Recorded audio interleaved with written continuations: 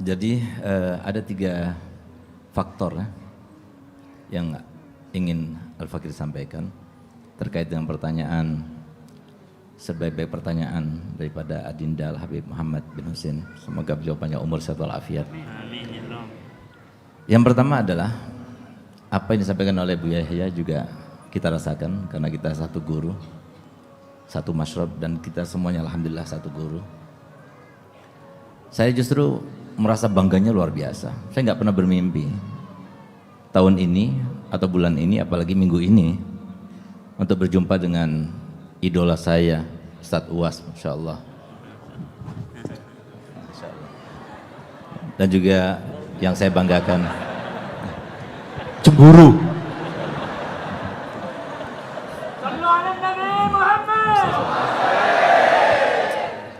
Buya Yahya, yang saya banggakan. Kecuali, kenapa saya merasakan seperti ini? Saya teringat langsung ke didikannya saya punya abah, Habib Hasan Baharun. Saya masih teringat betul. Saya punya abah bilang begini kepada saya, Segaf, kamu harus merasa bahwasanya diri kamu itu paling rendahnya orang. Kalau kamu sudah berhasil bisa merasakan seperti itu, enak nanti hidup di dunia.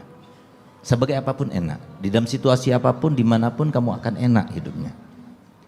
Kalau seumpama kamu datang ke suatu tempat, kamu dimuliakan, kamu akan katakan Masya Allah, orang seperti saya tadi datang ke Solo dihormati, dimuliakan, Masya Allah, berarti orang Solo berkat didikannya Habib Novel, baik-baik semua akhlaknya.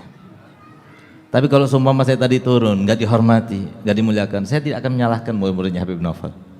Tapi saya akan salahkan sendiri, saya sendiri, karena apa? Ini imbas daripada dosa saya yang banyak. Itu yang pertama, saya merasa bangga sangat luar biasa. Terima kasih Habib Novel yang telah mengundang saya ke tempat ini sehingga kami bisa berjumpa dengan Ustadz Uwas, Ustadz Abu Yahya, dan juga antum khususan, Masya Allah, dan Habib Muhammad. Yang kedua,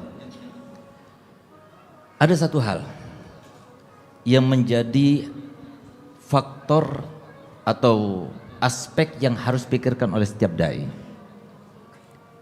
dan itu di luar pikiran saya, di luar dugaan saya, di luar rekaan saya.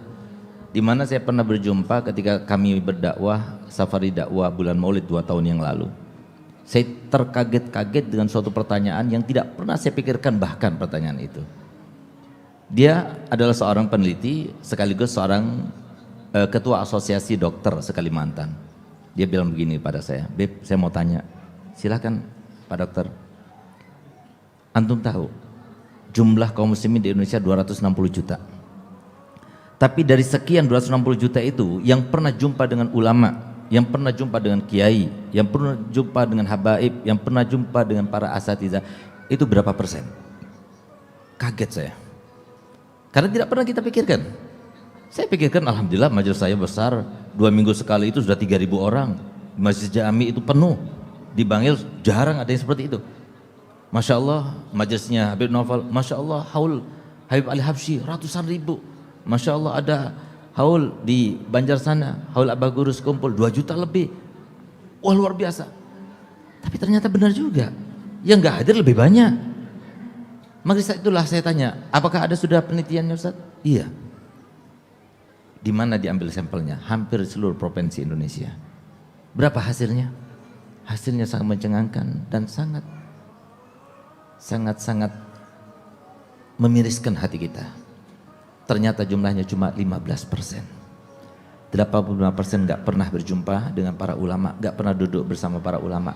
Mohon maaf, kami ini semuanya hanya mubaligh, dan itu sudah disebutkan dalam Al-Quran, di mana Allah Taala firman, Innama anta muzakkir, lasta alaihim bimusaitir. Kamu itu hanya menyampaikan, kamu hanya mengingatkan, kamu nggak bisa memaksakan. Kamu harus mengikuti ajaran Nabi Muhammad, nggak bisa. Bahkan Nabi Muhammad sendiri tegur Allah Ta'ala, innaka la tahdi ma ahbabta walakinallah yahdi may yasha. Di saat itulah kami teringat, dan semoga semuanya mengingat. Kenapa Nabi SAW dalam hadisnya selalu beliau bersabda, innama ana basyar misrukum, innama ana basyar misrukum, innama ana basyar misrukum. Selalu beliau ucapkan itu, bahkan dalam Al-Quran juga disebutkan. Untuk apa? Artinya ada kesan yang harus kita ambil, kita petik. Kata ulama ada 2 hal. Yang pertama, Nabi Muhammad itu sama seperti manusia biasa. Kalau kita itu punya anak dihormati, dimuliakan, pasti orang tua itu senang gembira. Tapi kalau anaknya tidak dihormati, tidak dimuliakan, seperti saya tadi, saya punya anak Umar yang pegang HP itu.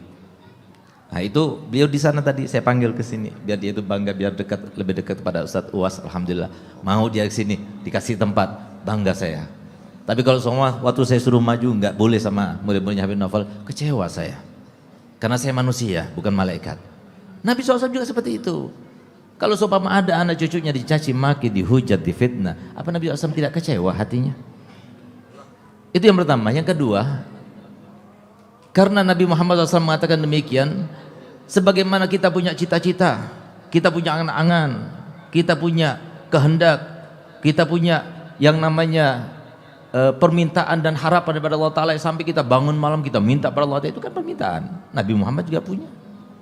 Nabi Muhammad punya cita-cita, Nabi Muhammad punya angan-angan. Kalau kita ingin tahu apa cita-citanya Nabi Muhammad, apa angan-angan Nabi Muhammad, apa kehendak Nabi Muhammad, apa harapan Nabi Muhammad, harapannya, cita-citanya, angan-angannya, tidak ada seorang pun daripada umatnya Nabi Muhammad kecuali masuk surga bersama Nabi Muhammad. Ini menjadi dambaannya Nabi Muhammad. Nah, sekarang 85%. Sehingga yang ketiga, faktor saya gembira, bahagia pada malam ini. Semoga dengan kami berkumpul ini, kami bolehlah menggalang atau memformulakan satu formula yang hebat, yang bisa menandingi para pembantu kroni-kroni setan itu. Saya tanyakan, saya sampaikan apa yang saya sampaikan itu kepada Habib Umar bin Hafid, guru kami. Semoga hafidallah wa atala umrahu fi khairin wa lutfin wa afiyah wa mata'ana Allah bituli hayatih. Apa kata beliau? Kalau ini merupakan sebuah gawinya Nabi Muhammad SAW, kenapa kita tidak iklankan? Iklankan. Ini termasuk iklan sekarang ini. Alhamdulillah kita bisa duduk bersama-sama. Insya Allah ini adalah awal yang baik, yang dimulai bukan dari Solo, bukan dari Bangil, tapi dimulai dari kota Madinah, di mana saya duduk bersama Habib Novel, lalu bilang, saya duduk bercengkrama bersama beliau, saya katakan beliau, ayo kita bikin gebrakan nasional di sini. Untuk apa? Menyenangkan hati baginda Rasul Muhammad SAW. Nabi Muhammad ingin semuanya tahu sholat, tahu wudu, bagaimana caranya bakti sama orang tua. Itu yang kedua. Yang ketiga faktornya, mohon maaf agak panjang kan ini penting sekali. Pernah salah satu daripada putra abah saya, Habib Hasan Baharun, pada malam 8 Safar, kira-kira 9 tahun yang lalu bermimpi Nabi Muhammad SAW. Ceritanya begini, dia datang berziarah ke makam ayah saya Habib Hasan Baharun, baca Quran. Ketika membaca Quran, tiba-tiba datang rohaninya. Entah apa sebabnya tiba-tiba beliau menangis sejadi-jadinya. Subhanallah, ketika dia sedang menangis, tiba-tiba terdengar suaranya Nabi Muhammad SAW dari dalam makam saya punya abah. Di dalam hadis Bukhari disebutkan, man ra'ani fil manam faqad ra'a haqqa fa inna syaitan la yatamassalu bi. Yang bermimpi Nabi SAW maka dia itu melihat sesuatu yang benar. Setan itu tidak akan menyerupainya. Nabi SAW.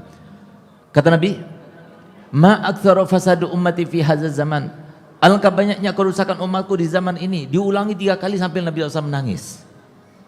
Yang bermimpi itu berdiri, lalu kemudian dia berkata kepada Nabi SAW, "Qal ya Rasulullah, inni ba'ubdzil jami'a awqati kullaha lid-da'wa ila Allah." Aku akan habiskan waktuku semuanya untuk dakwah ilallah. Senang Nabi Muhammad keluar dari makam saya punya ayah. Kemudian beliau katakan kepada yang bermimpi, ya waladi, ata'rifu ma sababu fasadi ummati fi hadzal zaman? Apakah kamu tahu apa sebab kerusakan umatku di zaman ini?